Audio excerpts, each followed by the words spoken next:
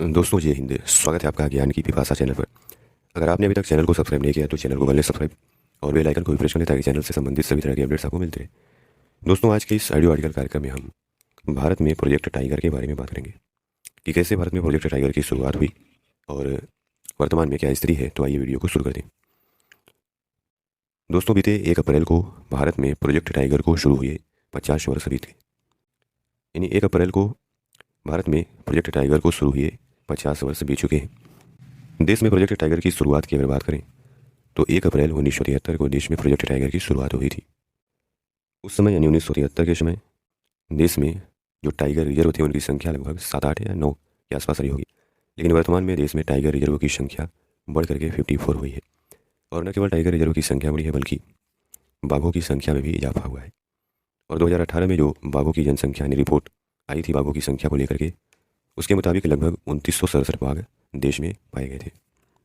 और कहते हैं कि दुनिया में कुल जितने बाघ पाए जाते हैं उसका लगभग 70% बाघ जो हैं भारत में ही पाए जाते हैं। दोस्तों बाघों का संरक्षण को लेकर के, बाघों के संरक्षण के बारे में जागरूकता फैलाने के उद्देश्य से, जागरूकता का प्रसार करने के उद्देश्य से हर साल 29 जुलाई को अंतर्राष्ट्रीय बाघ दिवस के रूप में मनाया जाता है। और पहली बार यह दिवस 2010 में मनाया गया था, क्योंकि 2010 में बाघों की घटती हुई संख्या को लेकर के,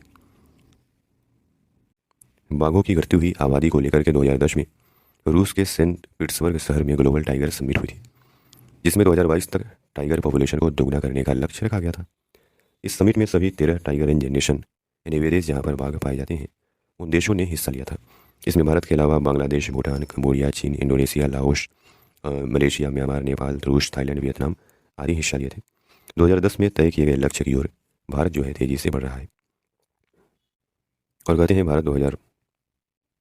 भारत में बाघों की संख्या अगर देखें तो 2018 के अनुसार 2967 है।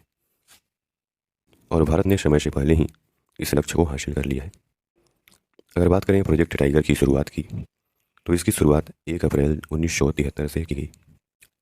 1972 में भारत में वन्य जीव संरक्षण अधिनियम लाया गया था, वाइल्ड लाइफ प्रोटेक्शन एक्ट 1972। यानी पौधों और विभिन्न प्रकार के जीवों की सुरक्षा के लिए, उनको संरक्षण देने के लिए इस उद्देश्य से वन्यजीव संरक्षण अधिनियम 1972 में लाया गया था। और इसी अधिनियम के तहत देश में 1 अप्रैल 1973 को प्रोजेक्ट टाइगर की शुरुआत हुई। और भारत में टाइगर कंजर्वेशन केंद्र सरकार के पर्यावरण मंत्रालय के साथ साथ विभिन्न राज्यों राज्य सरकारों के द्वारा तैयार की गई नीतियों के सबसे महत्वपूर्ण घटकों में से एक है। अगर हम टाइगर के बारे में बात करें तो जो IUCN नामक संस्था है, international union for conservation of nature, इसकी लुप्तप्राय वनस्पतियों और जीवों की लाल सूची के तहत बाघों की पहचान एक लुप्तप्राय प्रजाति के रूप में की गई है। यानी जो वन्य जीवों से संबंधित एक संस्था है, international union for conservation of nature, उसकी जो रेड डाटा बुक होती है उसमें बाघों को एक लुप्तप्राय प्रजाति की सूची में डाला गया है। इसके साथ ही इसकी पहचान वन्य जीव संरक्षण अधिनियम 1972 की अनुसूची 1 के तहत भी किया गया है। इसके तहत बाघों का शिकार नहीं किया जा सकता, यह प्रतिबंधित है। वैश्विक बाघों की आबादी का लगभग 70% भारत में स्थित है। नागपुर को भारत की बाघ राजधानी के रूप में जाना जाता है। दोस्तों बात करें अगर बाघों के बारे में तो जो बाघ हैं वो दुनिया के सभी देशों में नहीं पाए जाते हैं, केवल 13 टाइगर रेंज वाले देशों में जैसे भारत, भूटान, चीन, Cambodia, Bangladesh, Indonesia, Myanmar, Malaysia, Vietnam, Nepal, रूस, थाईलैंड है, इन्हीं देशों में पाए जाते हैं।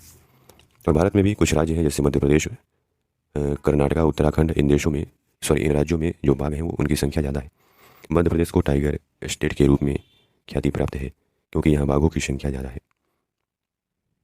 वर्तमान में देश में टाइगर रिजर्व की अगर बात करें तो इनकी संख्या जो है 54 है। 54 टाइगर रिजर्व देश में है। और जब हम टाइगर कंजर्वेशन या बाघों के संरक्षण की बात करते हैं देश में, तो एक संस्था है NTCA यानी नेशनल टाइगर कंजर्वेशन अथॉरिटी। यह एक वैधानिक निकाय है जिसे टाइगर टास्क फोर्स की सिफारिश पर दिसंबर 2005 में स्थापित किया गया था। प्रोजेक्ट टाइगर और भारत में स्थित विभिन्न टाइगर रिजर्व के प्रबंधन को सुनिश्चित करना इसकी प्राथमिक जिम्मेवारी है। और यह भी सुनिश्चित करता है कि परियोजना बाघ के तहत प्रदान की गई सिफारिशों को उनके अक्षर और भावना में लागू किया जाए। यह सेंट्रल और स्टेट गवर्नमेंट के बीच एक सेतु का यानी एक पुल का काम करता है। इस प्रकार यह सुनिश्चित करता है कि बाघों की आबादी जो है धीरे धीरे बढ़े। इसके पास टाइगर रिजर्व में और उसके आसपास रहने वाले स्थानीय लोगों की आजीविका के अवसरों की देखभाल करने की जिम्मेदारी है। यह वन क्षेत्रों में जालसाजों के द्वारा बिछाए गए जालों और जालों की जानकारी के संबंध में राज्यों को सूचित करता है। और यह भारत में विभिन्न स्थानों पर स्थापित थर्मल कैमरों का उपयोग करके निगरानी बढ़ाने के लिए सूचना प्रौद्योगिकी का उपयोग करता है। भारत सरकार ने 1973 में प्रोजेक्ट टाइगर को लॉन्च किया था, जो कि केंद्र सरकार के द्वारा 100% वित्त पोषित योजना है। पर्यावरण, वन और जलवायु परिवर्तन मंत्रालय इस योजना के कार्यान्वयन के लिए नोडल मंत्रालय है। परियोजना बाघ को राष्ट्रीय बाघ संरक्षण प्राधिकरण के द्वारा प्रशासित और अनदेखा किया जाता है।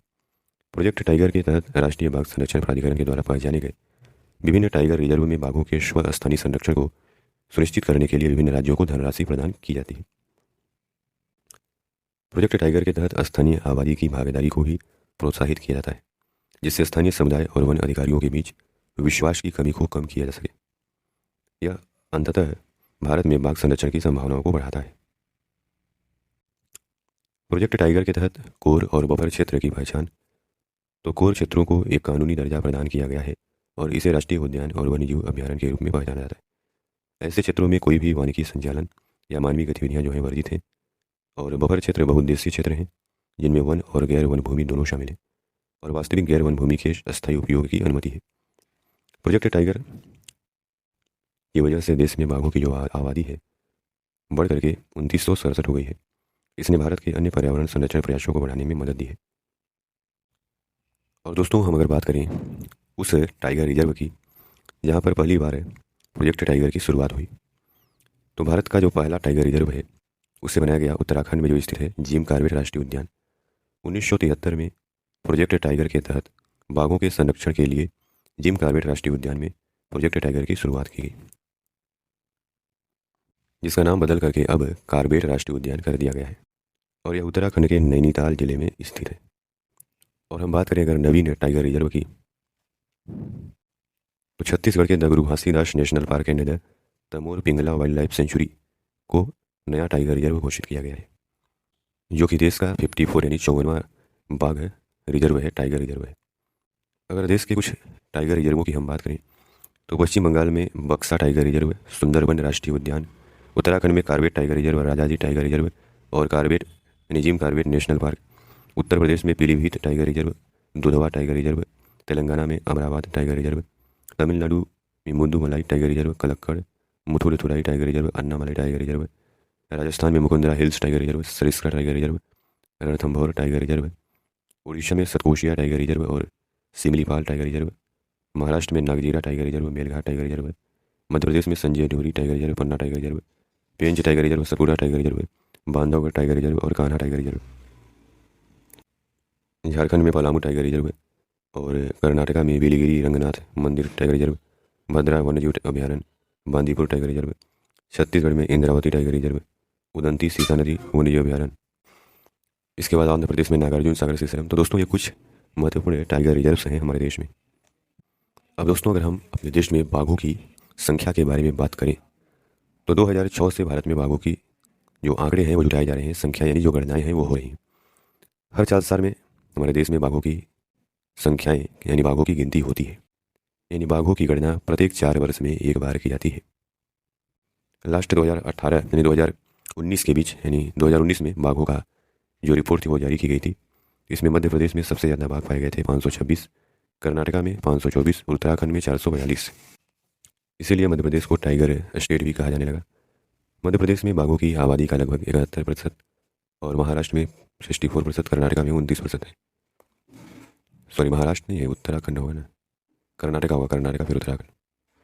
यानी बाघों की आबादी को लेकर के जो 3 शेष राज्य हैं, मध्य प्रदेश, फिर कर्नाटक, फिर उत्तराखंड है, ये 3 राज्यों में बाघ सबसे अधिक पाए जाते हैं।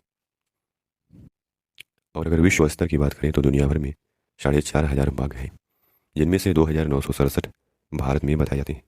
प्रकृति के संरक्षण के लिए आयुषियन जो संस्था है उसकी एक रिपोर्ट के मुताबिक 2015 में बाघों की संख्या 3200 हो गई थी और 2022 में इसकी संख्या 4500 है। और इन 4500 में से भी 70% जो बाघ हैं वो भारत में पाए जाते हैं। और दोस्तों, भारत में बाघों की गणना कौन करवाता है? तो राष्ट्रीय बाघ संरक्षण प्राधिकरण जो है, नेशनल टाइगर कंजर्वेशन अथॉरिटी जो है, राज्य के वन विभागों, संरक्षण, गैर सरकारी संगठनों के सहयोग से और भारतीय वन्यजीव संस्थान के द्वारा समन्वित बाघों की स्थिति, सह शिकारियों, शिकार और उनके आवास के लिए एक राष्ट्रीय मूल्यांकन करता है। 2006 से हर साल, यानी हर 4 साल में, हर साल नहीं, 2006 से हर 4 साल में बाघों का अनुमान लगाया जाता है। 2018 के नाम से जो रिपोर्ट 2019 में जारी की गई थी, उसके अनुसार देश में 2967 बाघ बताए गए थे, जिसमें मध्य प्रदेश में 526, कर्नाटका 524, उत्तराखंड 442 और महाराष्ट्र में 312।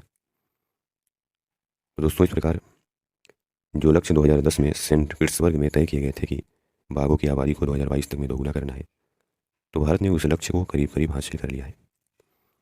हम आशा करते हैं कि आपको इस वीडियो के माध्यम से काफ़ी कुछ जानने को मिला होगा। धन्यवाद।